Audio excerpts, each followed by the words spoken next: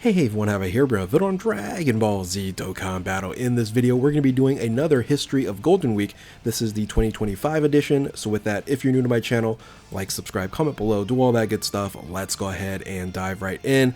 So I think I've done, 4 or 5 of these over the last several years. And I think I like doing these videos just to make sure that we're comparing correctly for what we're experiencing now in this celebration, being that it is kind of a surprise that we got Super Saiyan Blue Kaioken and hit, but comparable to the past and what we can derive from that. Is this good? Is this bad? Comparing to the history of this celebration. So let's go ahead and start first and foremost with what the celebration is all about. And this is a celebration in Japan that has 4 different holidays within a kind of a week period, right? So on April 29th, it is the birthday of their late Emperor Showa, and then on May 3rd, it's Constitution Day, then it's May 4th is Green Day or Environmental Day, and then May 5th, over here in the United States, that's Cinco de Mayo, but in Japan, that is Children's Day, all right? So these 4 celebrations or holidays kind of turn into this whole week-long celebration called Golden Week, and that's what we've been experiencing in terms of what the celebration is in relation to in Dokkan. Now, when they actually started doing this in Dokkan was way back when in 2017. This was the first celebration where it was featured 120% leads. Oh boy. So you have 120% mono leads in Int, Super Gogeta, and the STR Janemba. Man, it's like really walking down memory lane here and how old these units are. Of course, these units already have Easy Aid, and I would say maybe next year we might see some Super Easy Aids in 90% God leads and Neo God leads here. So this celebration was a first for Dokkan, and of course it was only celebrated in Japan because Golden Week was, featured there, and of course we had JP version and a global version. So this kind of started it all. This celebration was pretty good in terms of the units, what we ended up getting, and then you can see in the background there some other featured units that were.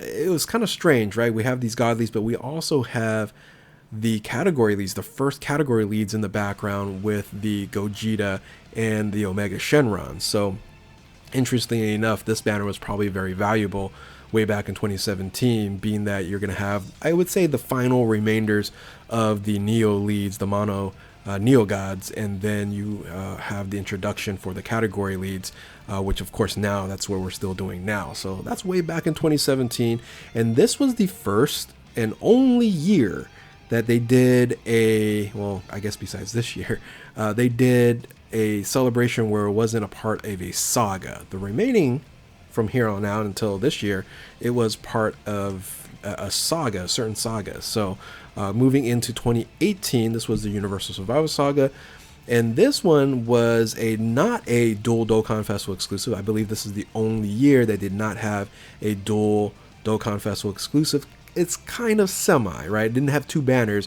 It only had 1 banner, and this featured the Pure Saiyans leader, remember this unit, of the Transforming Evolution Vegeta. So 2018 had that unit, but then also had another unit. It was STR Jiren that ended up being Dokkan Awakenable in 2018. So way back when in the days, we used to have units that we would summon on, and then you couldn't Dokkan Awaken them yet. You had to wait for a certain event or a certain a stage to go ahead and get the medals to Dokkan Awaken later on after you summon, which was wild, right? Which was absolutely wild. So these were this was the only banner. You had 1 banner here with Jiren on there as well, and of course you had the Dokkan Awakening for the STR Jiren. So that was back in 2018, and then starting from 2019 on, it is basically the same celebration in how it's structured. So in 2019, we had the introduction for a Future Saga, for the Goku Black Saga as well. So that's both in terms of the Future Saga and Dragon Ball Super. And we had the transforming Tech Trunks and then the transforming Eiji Ozumasu. I would say this was the first iteration where, you know what? It's hard to say. I would say Zamasu, was Zamasu better? I don't know. Trying to think, remember. Hopefully maybe you guys remember if Zamasu was considered better. But we would have, future iterations where the extreme class unit was slightly better or all out better than the super class unit. So remember, Trunks had a good leader skill, and then I think with Eijo Zamasu, you wanted to run a lot of Realm of Gods units on that team. So anyway, that's 2019. The banners look like this here, and of course these banners were highlighted by the Eijo Gogeta and then the full power Broly here from the Broly movie. So that's way back in 2019, guys. And when you look at these units here, the remaining portions of the banner aren't very, very strong overall. Man, look at that good old Int Goku Black way back when. That was never good. So that was 2019, where it was Future Saga. Again, we're going to see a lot of different sagas that are the theme for Golden Week. Let's go to 2020. And again, let me think about this, right? You have the transforming Gotenks and the transforming Buu. I would have to say Buu may have been the better unit at the time. Kind of thinking. After the EZA, for sure. Right, after the EZA, the Buu is, I would say, better. Just like I would say the EZA to the Zamasu is a little bit better.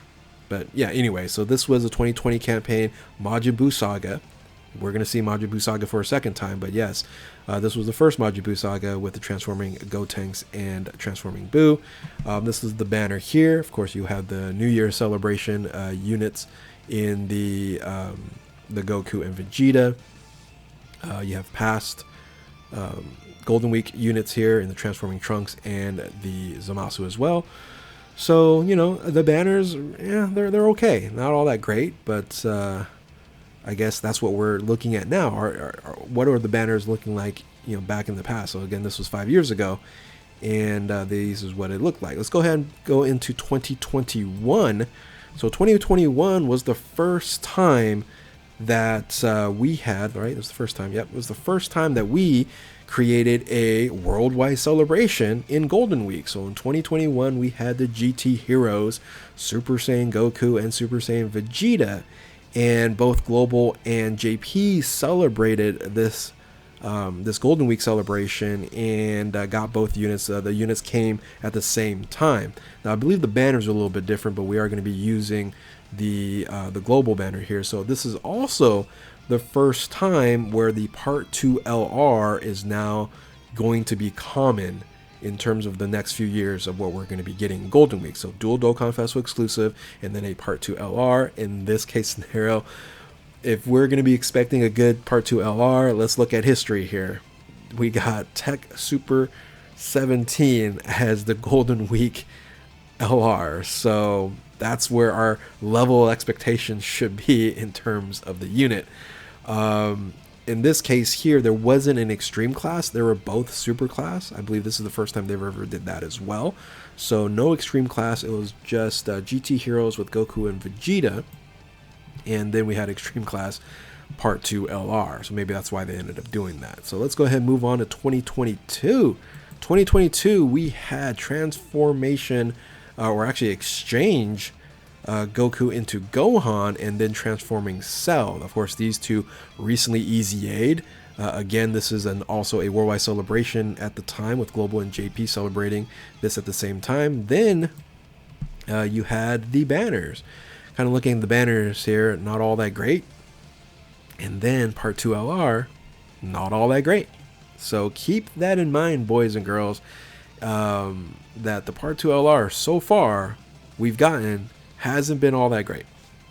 So, they did a lot of damage when they came out, but defensively, Goku and Gohan was not really top tier, to say the least. Now, moving on to 2023, this kind of changed things. So this is DB Saga, right? Because this was Majin Buu Saga, or sorry, GT, and then Cell Saga, and then you have DB Saga. I would say in 2023, you go back 2022, it was like this. These were pretty good units. Not the best of the best. I think Cell was probably better. Kind of going back with Extreme Class being better than Super Class. This was, again, a little bit different.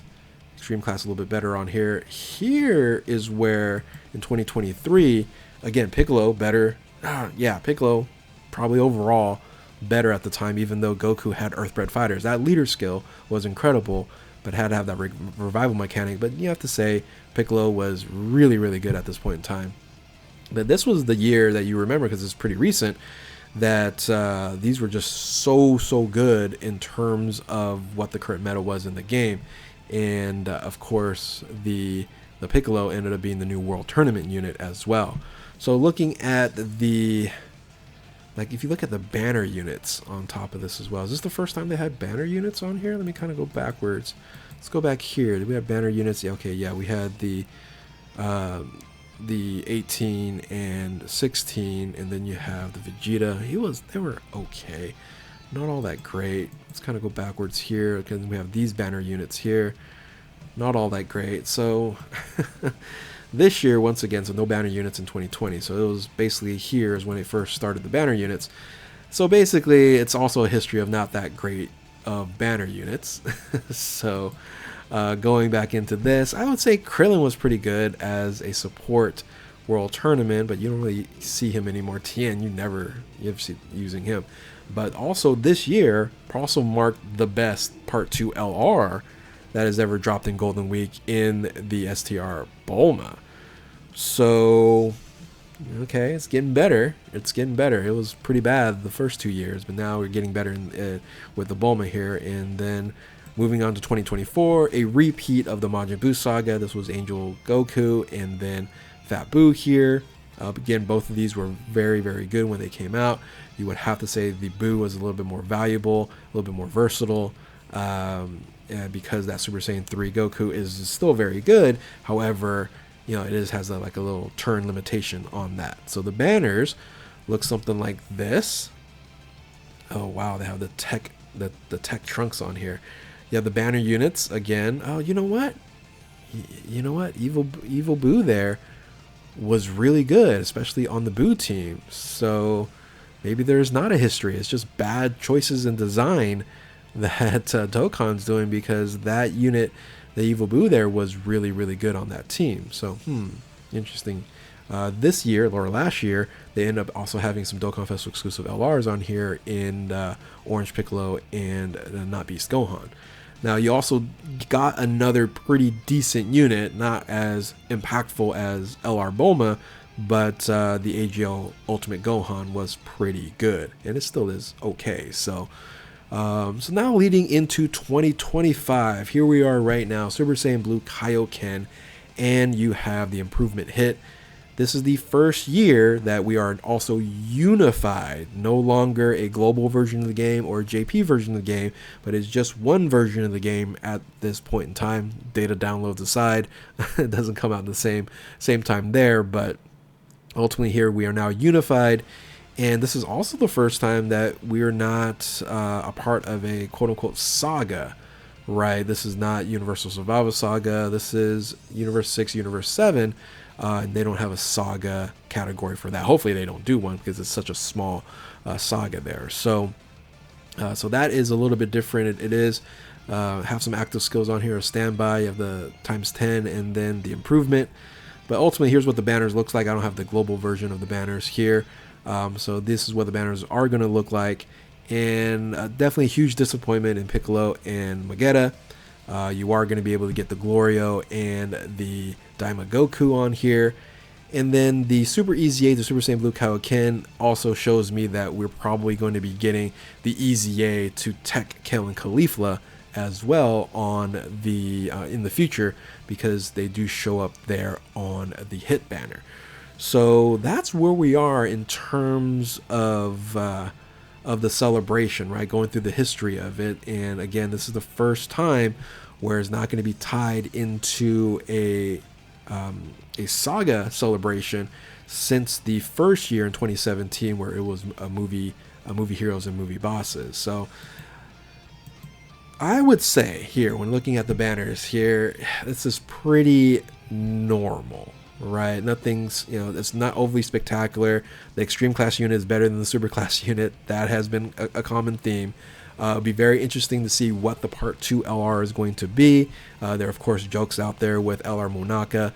There's jokes out there with other units on there, but might be another Kellen Cleefla, might be a Kaba. It could be very. It's pretty sure it's going to be a Universe 6 unit. It would make sense to help that team out. But all in all, that's where we are in the history of Golden Week here. I would say out of all these years, it's probably this one right here has been the best one so far in 2023 because of the particular units that you ended up getting. And then the Part 2 LR was extremely good as well. So can the Part 2 LR save 2025? Well, we will see. And tell me what your thoughts are in terms of the celebration here. Disappointed now or acceptable since you now know the history of it. So let me know in the comment section below. If you're new to my channel, like, subscribe, do all that good stuff. Thank you all for watching. Keep on Dokkaning. We'll catch you next time. Later.